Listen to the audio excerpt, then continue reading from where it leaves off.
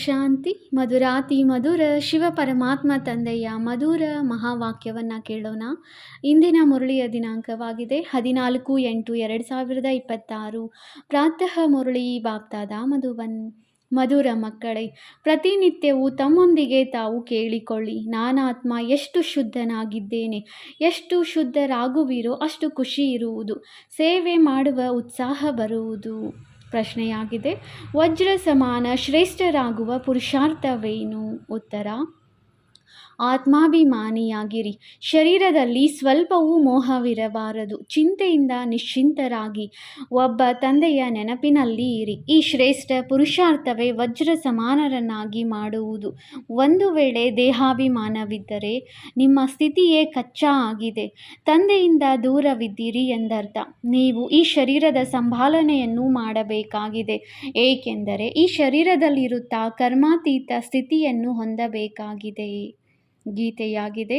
ಮುಖವನ್ನು ನೋಡಿಕೋ ಪ್ರಾಣಿ. ಓಂ ಶಾಂತಿ. ತಂದೆಯು ಮಕ್ಕಳಿಗೆ ತಿಳಿಸುತ್ತಾರೆ, ಯಾರಿಗೆ ಯೋಗ ಬಲದಿಂದ ಪಾಪಗಳು ಕಳೆಯುತ್ತವೆಯೋ ಅವರಿಗೆ ಬಹಳ ಖುಷಿಯ ನಶೆ ಇರುತ್ತದೆ. ತಮ್ಮ ಸ್ಥಿತಿಯನ್ನು ತಾವೇ ತಿಳಿದುಕೊಳ್ಳಬಹುದಾಗಿದೆ. ಯಾವಾಗ ಸ್ಥಿತಿಯು ಚೆನ್ನಾಗಿರುವುದೋ ಆಗ ಸೇವೆ ಮಾಡುವ ಉಮಂಗ ಬರುತ್ತದೆ. ಎಷ್ಟು ಶುದ್ಧವಾಗುತ್ತಾ ಹೋಗುತ್ತೀರೋ ಅಷ್ಟು ಅನ್ಯರನ್ನು ಶುದ್ಧ ಅಥವಾ ಯೋಗಿಗಳನ್ನಾಗಿ ಮಾಡುವ ಉಮಂಗ ಬರುತ್ತದೆ. ಏಕೆಂದರೆ ನೀವು ರಾಜಯೋಗಿಗಳು ಹಾಗೂ ರಾಜ ಋಷಿಗಳಾಗಿದ್ದೀರಿ. ಹಠಯೋಗಿ ಋಷಿಗಳು ತತ್ವವನ್ನೇ ಭಗವಂತನೆಂದು ತಿಳಿಯುತ್ತಾರೆ. ರಾಜಯೋಗಿ ಋಷಿಗಳು ಭಗವಂತನನ್ನು ತಂದೆಯೆಂದು ಒಪ್ಪುತ್ತೀರಿ. ತತ್ವವನ್ನು ನೆನಪು ಮಾಡುವುದರಿಂದ ಅವರ ಪಾಪಗಳು ಭಸ್ಮವಾಗುವುದಿಲ್ಲ. ತತ್ವದ ಜೊತೆ ಯೋಗವನ್ನು ಇಡುವುದರಿಂದ ಯಾವುದೇ ಬಲ ಸಿಗುವುದಿಲ್ಲ. ಯಾವುದೇ ಧರ್ಮದವರು ಯೋಗದ ಅರ್ಥವನ್ನು ತಿಳಿದುಕೊಂಡಿಲ್ಲ. ಆದ್ದರಿಂದ ಯಾರೂ ಸಹ ಸತ್ಯ ಯೋಗಿಗಳಾಗಿ ಹಿಂತಿರುಗಿ ಹೋಗಲು ಸಾಧ್ಯವಿಲ್ಲ. ಈಗ ನೀವು ಮಕ್ಕಳು ತಮ್ಮ ಸ್ಥಿತಿಯನ್ನು ಅರಿತುಕೊಳ್ಳಬಲ್ಲಿರಿ. ಆತ್ಮವು ತಂದೆಯನ್ನು ಎಷ್ಟು ನೆನಪು ಮಾಡುವುದೋ ಅಷ್ಟು ಖುಷಿ ಇರುವುದು. ತಮ್ಮ ಪರಿಶೀಲನೆ ಮಾಡಿಕೊಳ್ಳಬೇಕಾಗಿದೆ. ಮಕ್ಕಳು ಸಹ ಒಬ್ಬರು ಇನ್ನೊಬ್ಬರ ಸ್ಥಿತಿಯನ್ನು ಮತ್ತು ತನ್ನ ಸ್ಥಿತಿಯನ್ನು ತಿಳಿದುಕೊಳ್ಳಬಹುದು. ನೋಡಿಕೊಳ್ಳಿ, ನನಗೆ ಶರೀರದಲ್ಲಿ ಅಭಿಮಾನವಂತೂ ಇಲ್ಲವೇ? ದೇಹಾಭಿಮಾನವಿದ್ದರೆ ತಿಳಿದುಕೊಳ್ಳಿ, ನಾವು ಬಹಳ ಕಚ್ಚಾ ಆಗಿದ್ದೇವೆ, ತಂದೆಯಿಂದ ಬಹಳ ದೂರವಿದ್ದೇವೆ. ತಂದೆಯು ಆದೇಶ ನೀಡುತ್ತಾರೆ, ಮಕ್ಕಳೇ, ನೀವೀಗ ವಜ್ರ ಸಮಾನರು ಆಗಬೇಕಾಗಿದೆ. ತಂದೆಯು ದೇಹಿ ಅಭಿಮಾನಿಗಳನ್ನಾಗಿ ಮಾಡುತ್ತಾರೆ. ತಂದೆಗೆ ದೇಹಾಭಿಮಾನ ಆಗುವುದಿಲ್ಲ, ಮಕ್ಕಳಿಗೆ ದೇಹಾಭಿಮಾನ ಆಗುತ್ತದೆ. ತಂದೆಯ ನೆನಪಿನಿಂದ ನೀವು ದೇಹಿ ಅಭಿಮಾನಿಗಳು ಆಗುತ್ತೀರಿ ಅಂದಾಗ ನಾವು ಎಷ್ಟು ಸಮಯ ನೆನಪು ಮಾಡುತ್ತೇವೆ ಎಂದು ತಮ್ಮ ಪರಿಶೀಲನೆ ಮಾಡಿಕೊಳ್ಳುತ್ತಾ ಇರಿ. ಎಷ್ಟು ನೆನಪು ಮಾಡುತ್ತೀರೋ ಅಷ್ಟು ಅಪಾರ ಖುಷಿ ಇರುವುದು ಮತ್ತು ತಮ್ಮನ್ನು ಯೋಗ್ಯರನ್ನಾಗಿ ಮಾಡಿಕೊಳ್ಳುತ್ತೀರಿ. ಕೆಲವು ಮಕ್ಕಳು ಕರ್ಮಾತೀತ ಸ್ಥಿತಿಯನ್ನು ತಲುಪಿಬಿಟ್ಟಿದ್ದಾರೆ ಎಂದು ತಿಳಿದುಕೊಳ್ಳಬೇಡಿ. ಇಲ್ಲ, ಇನ್ನೂ ರೇಸ್ ನಡೆಯುತ್ತಿದೆ. ಯಾವಾಗ ಈ ಸ್ಪರ್ಧೆಯು ಮುಗಿಯುವುದೋ ಆಗ ಅಂತಿಮ ಫಲಿತಾಂಶ ಬರುವುದು, ಮತ್ತೆ ವಿನಾಶವಾಗುವುದು ಆರಂಭವಾಗುತ್ತದೆ. ಎಲ್ಲಿಯವರೆಗೆ ಕರ್ಮಾತೀತ ಸ್ಥಿತಿಯಾಗುವುದಿಲ್ಲವೋ ಅಲ್ಲಿಯವರೆಗೆ ಈ ರಿಹರ್ಸಲ್ ಆಗುತ್ತಾ ಇರುತ್ತದೆ. ಇದರಲ್ಲಿ ನಾವು ಯಾರ ಮೇಲೂ ದೋಷ ಹಾಕುವಂತಿಲ್ಲ. ಅಂತಿಮದಲ್ಲಿಯೇ ಎಲ್ಲರದು ಅರ್ಥವಾಗುತ್ತದೆ. ಈಗಂತೂ ಸ್ವಲ್ಪ ಸಮಯ ಉಳಿದಿದೆ. ಈ ದಾದಾರವರು ಹೇಳುತ್ತಾರೆ, ಮಧುರ ಮಕ್ಕಳೇ, ಇನ್ನೂ ಸ್ವಲ್ಪ ಸಮಯವಿದೆ. ಈಗಲೇ ಯಾರೂ ಕರ್ಮಾತೀತ ಸ್ಥಿತಿಯನ್ನು ಹೊಂದಲು ಸಾಧ್ಯವಿಲ್ಲ. ಕಾಯಿಲೆ ಇತ್ಯಾದಿಗಳು ಬಂದರೂ ಸಹ ಇದಕ್ಕೆ ಕರ್ಮ ಭೋಗವೆಂದು ಹೇಳಲಾಗುತ್ತದೆ. ಇದನ್ನು ಭೋಗಿಸುವುದು ಮತ್ಯಾರಿಗೂ ತಿಳಿಯುವುದಿಲ್ಲ. ಅದು ಒಳಗೆ ನೋವಾಗಿರುತ್ತದೆ. ಈಗಿನ್ನೂ ಯಾರದು ಏಕರಸ ಸ್ಥಿತಿಯಾಗಿಲ್ಲ. ಎಷ್ಟು ಪ್ರಯತ್ನ ಪಡುವರೋ ಅಷ್ಟು ವಿಕಲ್ಪಗಳು, ಬಿರುಗಾಳಿಗಳು ಬಹಳ ಬರುತ್ತವೆ. ಅಂದ ಮೇಲೆ ಮಕ್ಕಳಿಗೆ ಎಷ್ಟೊಂದು ಖುಷಿ ಇರಬೇಕು. ವಿಶ್ವದ ಮಾಲೀಕರಾಗುವುದು ಕಡಿಮೆ ಮಾತೇನು? ಮನುಷ್ಯರು ಸಾಹುಕಾರರಾಗಿದ್ದಾರೆ. ದೊಡ್ಡ ದೊಡ್ಡ ಬಂಗಲೆಗಳಿದ್ದರೆ ಖುಷಿ ಇರುತ್ತದೆ, ಏಕೆಂದರೆ ಹೆಚ್ಚು ಸುಖವಿರುತ್ತದೆ. ಈಗಲೂ ಸಹ ನೀವು ತಂದೆಯಿಂದ ಅಪಾರ ಸುಖವನ್ನು ತೆಗೆದುಕೊಳ್ಳುತ್ತೀರಿ. ತಂದೆಯಿಂದ ನಾವು ರಾಜ್ಯವನ್ನು ಪಡೆಯುತ್ತೇವೆಂದು ನಿಮಗೆ ತಿಳಿದಿದೆ. ಧನದಲ್ಲಿ ಎಷ್ಟು ಖುಷಿ ಇರುತ್ತದೆಯೋ ಅಷ್ಟು ಶಾಂತಿಯಲ್ಲಿ ಇರುವುದಿಲ್ಲ. ಸನ್ಯಾಸಿಗಳು ಮನೆಯನ್ನು ಬಿಟ್ಟು ಹೋಗಿ ಕಾಡಿನಲ್ಲಿ ಇರುತ್ತಿದ್ದರು. ಎಂದೂ ತಮ್ಮ ಬಳಿ ಹಣವನ್ನು ಇಟ್ಟುಕೊಳ್ಳುತ್ತಿರಲಿಲ್ಲ. ಕೇವಲ ಆಹಾರವನ್ನು ತೆಗೆದುಕೊಳ್ಳುತ್ತಿದ್ದರು. ಈಗಂತೂ ಎಷ್ಟೊಂದು ಧನವಂತರಾಗಿ ಬಿಟ್ಟಿದ್ದಾರೆ. ಎಲ್ಲರಿಗೆ ಹಣದ ಚಿಂತೆ ಬಹಳಷ್ಟಿದೆ. ವಾಸ್ತವದಲ್ಲಿ ರಾಜರಿಗೆ ಪ್ರಜೆಗಳ ಚಿಂತೆ ಇರುತ್ತದೆ. ಆದ್ದರಿಂದ ಯುದ್ಧದ ಸಾಮಾನುಗಳನ್ನು ಇಟ್ಟುಕೊಳ್ಳುತ್ತಾರೆ. ಸತ್ಯ ಯುಗದಲ್ಲಂತೂ ಯುದ್ಧ ಮೊದಲಾದವುಗಳ ಮಾತಿರುವುದಿಲ್ಲ. ಈಗ ನೀವು ಮಕ್ಕಳಿಗೆ ಖುಷಿಯಾಗುತ್ತದೆ. ನಾವು ನಮ್ಮ ರಾಜ್ಯದಲ್ಲಿ ಹೋಗುತ್ತೇವೆ. ಅಲ್ಲಿ ಯಾವುದೇ ಭಯದ ಮಾತಿರುವುದಿಲ್ಲ. ತೆರಿಗೆ ಮೊದಲಾದವುಗಳ ಮಾತಿರುವುದಿಲ್ಲ. ಈ ಶರೀರದ ಚಿಂತೆಯು ಇಲ್ಲಿಯೇ ಇರುತ್ತದೆ. ಆದ್ದರಿಂದಲೇ ಚಿಂತೆಯಿಂದ ಮುಕ್ತರನ್ನಾಗಿ ಮಾಡಿದರು ಎಂದು ಗಾಯನವಿದೆ. ನಿಮಗೆ ತಿಳಿದಿದೆ, ಚಿಂತೆಯಿಂದ ಮುಕ್ತರಾಗಲು ನಾವೀಗ ಇಷ್ಟೊಂದು ಪುರುಷಾರ್ಥ ಮಾಡುತ್ತೇವೆ. ನಂತರ 21 ಜನ್ಮಗಳಿಗಾಗಿ ಯಾವುದೇ ಚಿಂತೆ ಇರುವುದಿಲ್ಲ. ತಂದೆಯನ್ನು ನೆನಪು ಮಾಡುವುದರಿಂದ ನೀವು ಬಹಳ ಅಡೋಲರಾಗಿ ಇರುತ್ತೀರಿ. ರಾಮಾಯಣದ ಕಥೆಯು ನಿಮ್ಮ ಮೇಲಿದೆ. ನೀವೇ ಮಹಾವೀರರಾಗುತ್ತೀರಿ. ನಮ್ಮನ್ನು ರಾವಣನು ಅಲುಗಾಡಿಸಲು ಸಾಧ್ಯವಿಲ್ಲವೆಂದು ಆತ್ಮವೇ ಹೇಳುತ್ತದೆ. ಆ ಸ್ಥಿತಿಯು ಅಂತಿಮದಲ್ಲಿ ಬರುವುದು. ಈಗಂತೂ ಯಾರು ಬೇಕಾದರೂ ಅಲುಗಾಡುತ್ತಾರೆ. ಚಿಂತೆ ಇರುತ್ತದೆ. ಯಾವಾಗ ವಿಶ್ವದಲ್ಲಿ ಯುದ್ಧವಾಗುವುದೋ ಆಗ ಇನ್ನೂ ಸಮಯ ಬಂದುಬಿಟ್ಟಿದೆ ಎಂದು ತಿಳಿದುಕೊಳ್ಳುತ್ತಾರೆ. ತಂದೆಯನ್ನು ಎಷ್ಟು ನೆನಪು ಮಾಡುವ ಪುರುಷಾರ್ಥ ಮಾಡುತ್ತೀರೋ ಅಷ್ಟು ಲಾಭವಾಗುವುದು. ಪುರುಷಾರ್ಥ ಮಾಡಲು ಇದೇ ಸಮಯವಾಗಿದೆ. ಇನ್ನು ಸ್ವಲ್ಪ ಕಳೆದರೆ ವಿನಾಶದ ಸದ್ದು ಗದ್ದಲವಿರುವುದು. ಈಗಂತೂ ಶರೀರದಲ್ಲಿಯೂ ಮೋಹವಿರುತ್ತದೆಯಲ್ಲವೇ? ಸ್ವಯಂ ತಂದೆಯೇ ಹೇಳುತ್ತಾರೆ, ಶರೀರವನ್ನು ಸಂಭಾಲನೆ ಮಾಡಿ. ಇದು ಅಂತಿಮ ಶರೀರವಾಗಿದೆ. ಇದರಲ್ಲಿಯೇ ಪುರುಷಾರ್ಥ ಮಾಡಿ ಕರ್ಮಾತೀತ ಸ್ಥಿತಿಯನ್ನು ಹೊಂದಬೇಕಾಗಿದೆ. ಜೀವಿಸುತ್ತಿರುತ್ತೀರಿ. ತಂದೆಯನ್ನು ನೆನಪು ಮಾಡುತ್ತಾ ಇರುತ್ತೀರಿ. ತಂದೆಯು ತಿಳಿಸುತ್ತಾರೆ, ಮಕ್ಕಳೇ, ಸದಾ ಅಮರರಾಗಿರಿ. ಎಷ್ಟು ಜೀವಿಸುತ್ತೀರೋ ಅಷ್ಟು ತಂದೆಯನ್ನು ನೆನಪು ಮಾಡಿ ಶ್ರೇಷ್ಠ ಆಸ್ತಿಯನ್ನು ಪಡೆಯುತ್ತೀರಿ. ಈಗ ನಿಮ್ಮದು ಸಂಪಾದನೆಯಾಗುತ್ತಾ ಇರುತ್ತದೆ. ಶರೀರವನ್ನು ನಿರೋಗಿ ಸ್ವಾಸ್ಥ್ಯವಾಗಿಟ್ಟುಕೊಳ್ಳಲು ಇದರಲ್ಲಿ ಆಲಸ್ಯ ಮಾಡಬಾರದು. ಆಹಾರ ಪಾನೀಯಗಳ ಮೇಲೆ ಗಮನವನ್ನು ಇಟ್ಟಿದ್ದೆಯಾದರೆ ಏನೂ ಆಗುವುದಿಲ್ಲ. ಏಕರಸವಾಗಿ ನಡೆಯುವುದರಿಂದ ಶರೀರವು ಆರೋಗ್ಯವಂತವಾಗಿರುವುದು. ಇದು ಅಮೂಲ್ಯ ಶರೀರವಾಗಿದೆ. ಇದರಲ್ಲಿಯೇ ಪುರುಷಾರ್ಥ ಮಾಡಿ ದೇವಿ ದೇವತೆಗಳು ಆಗುತ್ತೀರಿ. ಅಂದ ಮೇಲೆ ಬಲಿಹಾರಿಯು ಈ ಸಮಯದ್ದಾಗಿದೆ. ಆದ್ದರಿಂದ ಖುಷಿ ಇರಲಿ. ಎಷ್ಟು ತಂದೆ ಮತ್ತು ಆಸ್ತಿಯನ್ನು ನೆನಪು ಮಾಡುತ್ತೀರೋ ಅಷ್ಟು ನಾರಾಯಣಿ ನಶೆಯೇರುವುದು. ತಂದೆಯ ನೆನಪಿನಿಂದಲೇ ನೀವು ಶ್ರೇಷ್ಠಾತಿ ಶ್ರೇಷ್ಠ ಪದವಿಯನ್ನು ಪಡೆಯುತ್ತೀರಿ. ನೋಡಿಕೊಳ್ಳಿ, ನಾವು ಎಷ್ಟು ಖುಷಿಯಲ್ಲಿ, ಎಷ್ಟು ನಶೆಯಲ್ಲಿ ಇರುತ್ತೇವೆ. ಬಡವರಿಗಂತೂ ಇನ್ನೂ ಖುಷಿ ಇರಬೇಕು. ಸಾಹುಕಾರರಿಗಾದರೆ ಧನದ ಚಿಂತೆ ಇರುತ್ತದೆ. ನಿಮ್ಮಲ್ಲಿ ಕುಮಾರಿಯರಿಗಂತೂ ಯಾವುದೇ ಚಿಂತೆ ಇರುವುದಿಲ್ಲ. ಯಾರ ಮಿತ್ರ ಸಂಬಂಧಿಗಳಾದರೂ ಬಡವರಾಗಿದ್ದರೆ ಅವರ ಸಂಭಾಲನೆ ಮಾಡಬೇಕಾಗುತ್ತದೆ. ಅವರನ್ನು ಜಾಗೃತಗೊಳಿಸುತ್ತಾ ಇರಬೇಕಾಗಿದೆ. ಒಂದು ವೇಳೆ ಆಗಿರದಿದ್ದರೆ ಮತ್ತೆ ಎಲ್ಲಿಯವರೆಗೆ ಸಹಯೋಗ ನೀಡುತ್ತಾ ಇರುತ್ತೀರಿ? ತಂದೆಯು ಹೇಳುತ್ತಾರಲ್ಲವೇ, ನೀವು ಸೇವಾಧಾರಿಯಾಗಿ ಮತ್ತು ನಿಮ್ಮ ಸ್ತ್ರೀಯರನ್ನು ಆತ್ಮಿಕ ಸೇವೆಯಲ್ಲಿ ತೊಡಗಿಸಿರಿ. ನೀವು ತಂದೆಯ ಸಹಯೋಗಿಗಳಾಗಿದ್ದೀರಿ. ಸಹಯೋಗವಂತೂ ಎಲ್ಲರಿಗೂ ಬೇಕಲ್ಲವೇ? ತಂದೆಯೊಬ್ಬರೇ ಏನು ಮಾಡುವರು? ಎಷ್ಟು ಮಂದಿಗೆ ಮಂತ್ರ ಕೊಡುವರು? ಆದ್ದರಿಂದ ನಾನು ನಿಮಗೆ ತಿಳಿಸುತ್ತೇನೆ. ನೀವು ಮತ್ತೆ ಅನ್ಯರಿಗೆ ತಿಳಿಸಬೇಕಾಗಿದೆ. ಕಸಿ ಮಾಡಬೇಕಾಗಿದೆ. ಮಕ್ಕಳಿಗೆ ಹೇಳುತ್ತಾ ಇರುತ್ತಾರೆ, ಎಷ್ಟು ಸಾಧ್ಯವೋ ಸಹಯೋಗಿಗಳಾಗಿರಿ. ಮಂತ್ರವನ್ನು ಕೊಡುತ್ತಾ ಹೋಗಿರಿ. ನಿಮ್ಮ ಶಾಸ್ತ್ರಗಳಲ್ಲಿಯೂ ಇದೆ. ಎಲ್ಲರಿಗೂ ಸಂದೇಶ ನೀಡಿದ್ದರು. ತಂದೆಯೂ ಬಂದಿದ್ದಾರೆ. ಆಸ್ತಿಯನ್ನು ತೆಗೆದುಕೊಳ್ಳಬೇಕೆಂದರೆ ತಂದೆಯನ್ನು ನೆನಪು ಮಾಡಿ. ದೇಹಧಾರಿಗಳನ್ನು ನೆನಪು ಮಾಡಬೇಡಿರಿ. ತಮ್ಮನ್ನು ಆತ್ಮನೆಂದು ತಿಳಿದು ತಂದೆಯನ್ನು ನೆನಪು ಮಾಡಿದರೆ ನಿಮ್ಮ ವಿಕರ್ಮಗಳು ವಿನಾಶವಾಗುವವು ಮತ್ತು ಆಸ್ತಿಯೂ ಸಿಗುವುದು. ಗೀತೆಯನ್ನಂತೂ ಬಹಳ ಕೇಳುತ್ತಾರೆ. ಅನ್ಯರಿಗೆ ಹೇಳುತ್ತಾರೆ. ಅದರಲ್ಲಿ ಪ್ರಸಿದ್ಧವಾದ ಶಬ್ದವಾಗಿದೆ, ಮನ್ಮನಾಭವ. ತಂದೆಯನ್ನು ನೆನಪು ಮಾಡಿದರೆ ಮುಕ್ತಿಯನ್ನು ಪಡೆಯುತ್ತೀರಿ. ಸನ್ಯಾಸಿಗಳು ಸಹ ಇದನ್ನು ಇಚ್ಛಿಸುತ್ತಾರೆ. ಮಧ್ಯಾಜೀಭವ ಎಂದರೆ ಜೀವನ್ಮುಕ್ತಿ. ನೀವು ತಂದೆಯ ಮಕ್ಕಳಾಗುತ್ತೀರೆಂದರೆ ತಂದೆಯು ಹೇಳುತ್ತಾರೆ, ಮಕ್ಕಳೇ, ನೀವಾತ್ಮರು ಪತಿತರಾಗಿದ್ದೀರಿ. ಪತಿತರು ನಡೆಯಲು ಸಾಧ್ಯವಿಲ್ಲ. ಇವು ತಿಳಿದುಕೊಳ್ಳುವ ಮಾತುಗಳಾಗಿವೆ. ನೀವು ಭಾರತವಾಸಿಗಳು ಸತೋಪ್ರಧಾನರಾಗಿದ್ದೀರಿ. ನಂತರ ತಮೋಪ್ರಧಾನರಾದಿರಿ. ಈಗ ಪುನಃ ಸತೋಪ್ರಧಾನರೂ ಆಗಬೇಕಾಗಿದೆ. ಆದ್ದರಿಂದ ತಂದೆಯು ತಿಳಿಸುತ್ತಾರೆ, ಪುರುಷಾರ್ಥ ಮಾಡಿರಿ, ಆಗ ಶ್ರೇಷ್ಠ ಪದವಿಯು ಸಿಗುವುದು. ಭಕ್ತಿಯನ್ನಂತೂ ಜನ್ಮ ಜನ್ಮಾಂತರದಿಂದ ಮಾಡುತ್ತಾ ಬಂದಿದ್ದೀರಿ. ನಿಮಗೆ ತಿಳಿದಿದೆ, ಮೊಟ್ಟ ಮೊದಲು ಅವ್ಯಭಿಚಾರಿ ಭಕ್ತಿಯು ಆರಂಭವಾಯಿತು. ಈಗ ಎಷ್ಟೊಂದು ವ್ಯಭಿಚಾರಿ ಭಕ್ತಿ ಇದೆ. ಶರೀರಗಳಿಗೂ ಪೂಜೆ ಮಾಡುತ್ತಾರೆ, ಅದು ಭೂತ ಪೂಜೆಯಾಗಿದೆ. ದೇವತೆಗಳಾದರೂ ಪವಿತ್ರರಾಗಿದ್ದಾರೆ, ಆದರೆ ಈ ಸಮಯದಲ್ಲಿ ಎಲ್ಲರೂ ತಮೋಪ್ರಧಾನರಾಗಿದ್ದಾರೆ. ಆದ್ದರಿಂದ ಪೂಜೆಯೂ ಸಹ ತಮೋಪ್ರಧಾನವಾಗುತ್ತಾ ಹೋಗುತ್ತದೆ. ಈಗ ತಂದೆಯನ್ನು ನೆನಪು ಮಾಡಬೇಕಾಗಿದೆ. ಭಕ್ತಿಯ ಶಬ್ದವನ್ನು ಏನು ಹೇಳಬಾರದು. ಹಾಯ್ ರಾಮ್, ಇದು ಸಹ ಭಕ್ತಿಯ ಶಬ್ದವಾಗಿದೆ. ಇಲ್ಲಿ ಈ ರೀತಿ ಕೂಗುವಂತಿಲ್ಲ, ಏನನ್ನು ಉಚ್ಚಾರಣೆ ಮಾಡುವ ಮಾತಿಲ್ಲ. ಓಂ ಶಾಂತಿ ಎಂದೂ ಸಹ ಪದೇ ಪದೇ ಹೇಳುವ ಅವಶ್ಯಕತೆ ಇಲ್ಲ.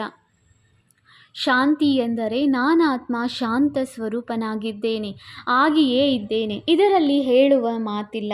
ಅನ್ಯ ಮನುಷ್ಯರು ಸಹ ಕೆಲವರು ಓಂ ಶಾಂತಿ ಎಂದು ಹೇಳುತ್ತಾರೆ, ಆದರೆ ಅದರ ಅರ್ಥವನ್ನು ತಿಳಿದುಕೊಂಡಿಲ್ಲ. ಅವರಂತೂ ಓಂ ಎಂಬುದಕ್ಕೆ ದೊಡ್ಡ ದೊಡ್ಡ ಮಹಿಮೆ ಮಾಡುತ್ತಾರೆ. ನೀವಂತೂ ಅರ್ಥವನ್ನು ತಿಳಿದುಕೊಂಡಿದ್ದೀರಿ. ಅರ್ಥವನ್ನು ತಿಳಿಯದೆ ಓಂ ಶಾಂತಿ ಎಂದು ಹೇಳುವುದು ಸಹ ವ್ಯರ್ಥವಾಗಿದೆ. ಒಬ್ಬರು ಇನ್ನೊಬ್ಬರೊಂದಿಗೆ ಈ ರೀತಿ ಹೇಳಬಹುದು, ಶಿವ ತಂದೆಯ ನೆನಪಿನಲ್ಲಿದ್ದೀರಾ? ಹೇಗೆ? ನಾನೂ ಸಹ ಮಕ್ಕಳೊಂದಿಗೆ ಕೇಳುತ್ತೇನೆ, ಮಕ್ಕಳೇ, ಯಾರ ಶೃಂಗಾರ ಮಾಡುತ್ತೀರಿ? ಶಿವ ತಂದೆಯ ರಥದ ಶೃಂಗಾರ ಮಾಡುತ್ತಿದ್ದೇನೆಂದು ಹೇಳುತ್ತಾರೆ. ಇದು ಶಿವ ತಂದೆಯ ರಥವಲ್ಲವೇ? ಹೇಗೆ ಹುಸೇನನ ರಥವಿರುತ್ತದೆಯಲ್ಲವೇ? ಕುದುರೆಯ ಶೃಂಗಾರ ಮಾಡುತ್ತಾರೆ. ಕುದುರೆಯ ಅರ್ಥವನ್ನು ತಿಳಿದುಕೊಂಡಿಲ್ಲ. ಧರ್ಮ ಸ್ಥಾಪನೆ ಮಾಡಲು ಯಾವ ಆತ್ಮರು ಬರುತ್ತಾರೆಯೋ ಅವರು ಬಹಳ ಪವಿತ್ರರಾಗಿರುತ್ತಾರೆ. ಹಳೆಯ ಪತಿತ ಆತ್ಮವು ಧರ್ಮ ಸ್ಥಾಪನೆ ಮಾಡಲು ಸಾಧ್ಯವಿಲ್ಲ.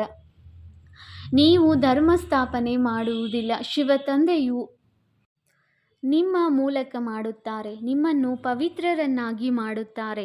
ಆ ಮನುಷ್ಯರು ಭಕ್ತಿ ಮಾರ್ಗದಲ್ಲಿ ಬಹಳ ಶೃಂಗಾರ ಇತ್ಯಾದಿ ಮಾಡುತ್ತಾರೆ. ಇಲ್ಲಿ ಶೃಂಗಾರವನ್ನು ಇಷ್ಟಪಡುವುದಿಲ್ಲ. ತಂದೆಯು ಎಷ್ಟು ನಿರಹಂಕಾರಿಯಾಗಿದ್ದಾರೆ. ಸ್ವಯಂ ಹೇಳುತ್ತಾರೆ, ನಾನು ಬಹಳ ಜನ್ಮಗಳ ಅಂತಿಮದಲ್ಲಿಯೂ ಅಂತ್ಯದಲ್ಲಿ ಬರುತ್ತೇನೆ. ಮೊದಲು ಸತ್ಯಯುಗದಲ್ಲಿ ಶ್ರೀನಾರಾಯಣನು ಇರುವರು. ಶ್ರೀ ಲಕ್ಷ್ಮಿಗಿಂತ ಮೊದಲು ಶ್ರೀನಾರಾಯಣನು ಬರುವರು. ಅವರಂತೂ ದೊಡ್ಡವರು ಇರಬೇಕಲ್ಲವೇ? ಆದ್ದರಿಂದ ಕೃಷ್ಣನ ಹೆಸರಿನ ಗಾಯನವಿದೆ. ನಾರಾಯಣನಿಗಿಂತಲೂ ಹೆಚ್ಚಿನದಾಗಿ ಕೃಷ್ಣನ ಮಹಿಮೆ ಮಾಡುತ್ತಾರೆ. ಕೃಷ್ಣನಿಗೆ ಜನ್ಮಾಷ್ಟಮಿಯನ್ನು ಆಚರಿಸುತ್ತಾರೆ, ನಾರಾಯಣನ ಜನ್ಮದಿನವನ್ನು ಆಚರಿಸುವುದಿಲ್ಲ. ಕೃಷ್ಣನೇ ನಾರಾಯಣನು ಎಂಬುದನ್ನು ಯಾರೂ ತಿಳಿದುಕೊಂಡಿಲ್ಲ. ಬಾಲ್ಯದ ಹೆಸರೇ ನಡೆದು ಬರುತ್ತದೆಯಲ್ಲವೇ? ಇಂಥವರು ಜನ್ಮ ಪಡೆದರು ಎಂದರೆ ಅವರ ಜನ್ಮದಿನವನ್ನು ಆಚರಿಸುತ್ತಾರೆ. ಆದ್ದರಿಂದ ಕೃಷ್ಣನ ಜನ್ಮದಿನವನ್ನು ಆಚರಿಸುತ್ತಾರೆ. ನಾರಾಯಣನ ಬಗ್ಗೆ ಯಾರಿಗೂ ಗೊತ್ತಿಲ್ಲ. ಮೊಟ್ಟ ಮೊದಲು ಶಿವ ಜಯಂತಿಯಾಗುತ್ತದೆ, ನಂತರ ಕೃಷ್ಣನ ಜಯಂತಿ, ಅನಂತರ ರಾಮನ ಜಯಂತಿ, ಶಿವನ ಜೊತೆ ಗೀತಾ ಜಯಂತಿಯೂ ಆಗುತ್ತದೆ. ಶಿವ ತಂದೆಯು ಬರುವುದೇ ಬಹಳ ಜನ್ಮಗಳ ಅಂತಿಮದಲ್ಲಿ. ವೃದ್ಧ ಅನುಭವಿ ರಥದಲ್ಲಿಯೇ ಬರುತ್ತಾರೆ. ಎಷ್ಟು ಚೆನ್ನಾಗಿ ತಿಳಿಸಲಾಗಿದೆ. ಆದರೂ ಸಹ ಯಾರ ಬುದ್ಧಿಯಲ್ಲಿಯೂ ಬರುವುದಿಲ್ಲ. ತಂದೆಯು ತಿಳಿಸುತ್ತಾರೆ, ಈ ಜ್ಞಾನವು ಪ್ರಾಯಲೋಪವಾಗಿ ಬಿಡುತ್ತದೆ. ನಾನು ಬಂದು ತಿಳಿಸಿದಾಗ ನೀವು ಸಹ ಅನ್ಯರಿಗೆ ತಿಳಿಸಬಲ್ಲಿರಿ. ಈಗ ನೀವು ಮಕ್ಕಳು ತಿಳಿದುಕೊಂಡಿದ್ದೀರಿ. ಭವಿಷ್ಯದಲ್ಲಿ ನಾವೇ ಈ ದೇವಿ ದೇವತೆಗಳಾಗುತ್ತೇವೆ. ಬ್ರಹ್ಮ ತಂದೆಯು 2-3 ಪ್ರಕಾರದ ಸಾಕ್ಷಾತ್ಕಾರ ಮಾಡಿದ್ದರು. ಈ ರೀತಿಯಾಗುತ್ತೇನೆ, ಕಿರೀಟಧಾರಿಯಾಗುತ್ತೇನೆ ಎಂದು 2-4 ರಾಜ್ಯಭಾರದ ಜನ್ಮಗಳ ಸಾಕ್ಷಾತ್ಕಾರವನ್ನು ಮಾಡಿದ್ದರು. ಈಗ ನೀವು ತಿಳಿದುಕೊಳ್ಳುತ್ತೀರಿ. ಈ ಮಾತುಗಳನ್ನು ಪ್ರಪಂಚದಲ್ಲಿ ಮತ್ಯಾರೂ ತಿಳಿದುಕೊಳ್ಳುವುದಿಲ್ಲ. ಇಷ್ಟನ್ನು ತಿಳಿದುಕೊಳ್ಳುತ್ತಾರೆ, ಒಳ್ಳೆಯ ಕರ್ಮ ಮಾಡಿದರೆ ಒಳ್ಳೆಯ ಜನ್ಮ ಸಿಗುವುದೆಂದು. ನೀವೀಗ ಭವಿಷ್ಯಕ್ಕಾಗಿ ನರನಿಂದ ನಾರಾಯಣನಾಗುವ ಪುರುಷಾರ್ಥ ಮಾಡುತ್ತಿದ್ದೀರಿ. ನಾವೇ ಈ ಪದವಿಯನ್ನು ಪಡೆಯುತ್ತೇವೆಂದು ನಿಮಗೆ ತಿಳಿದಿದೆ. ಯಾರು ಕರ್ಮಾತೀತ ಸ್ಥಿತಿಯನ್ನು ಪಡೆಯುವ ಪುರುಷಾರ್ಥ ಮಾಡುತ್ತಾ ಇರುವರೋ ಅವರಿಗೆ ಹೆಚ್ಚು ಖುಷಿ ಇರುವುದು. ಬಾಬಾ, ನಾವಂತೂ ಮಮ್ಮ ಬಾಬಾರವರನ್ನು ಅನುಸರಿಸುತ್ತೇವೆಂದು ಹೇಳುತ್ತಾರೆ. ಆಗಲೇ ಸಿಂಹಾಸನದ ಮೇಲೆ ಕುಳಿತುಕೊಳ್ಳಲು ಸಾಧ್ಯ. ನಾವು ಎಷ್ಟು ಸರ್ವಿಸ್ ಮಾಡುತ್ತೇವೆ ಮತ್ತು ಎಷ್ಟು ಖುಷಿಯಲ್ಲಿರುತ್ತೇವೆ ಎಂಬ ತಿಳುವಳಿಕೆಯೂ ಇರಬೇಕು. ಸ್ವಯಂ ಖುಷಿಯಲ್ಲಿದ್ದಾಗಲೇ ಅನ್ಯರನ್ನು ಖುಷಿಯಲ್ಲಿ ತರುತ್ತೀರಿ. ಒಳಗೆ ಯಾವುದೇ ಕೆಟ್ಟ ಗುಣಗಳಿದ್ದರೆ, ಕೊರತೆಗಳಿದ್ದರೆ ಮನಸ್ಸು ತಿನ್ನುತ್ತಾ ಇರುತ್ತದೆ. ಕೆಲವರು ಬಂದು ಹೇಳುತ್ತಾರೆ, ಬಾಬಾ, ನಮ್ಮಲ್ಲಿ ಕ್ರೋಧವಿದೆ, ನಮ್ಮಲ್ಲಿ ಈ ಭೂತವಿದೆ. ಇದು ಚಿಂತೆಯ ಮಾತಾಯಿತಲ್ಲವೇ? ಭೂತಗಳಿರಲು ಬಿಡಬಾರದು.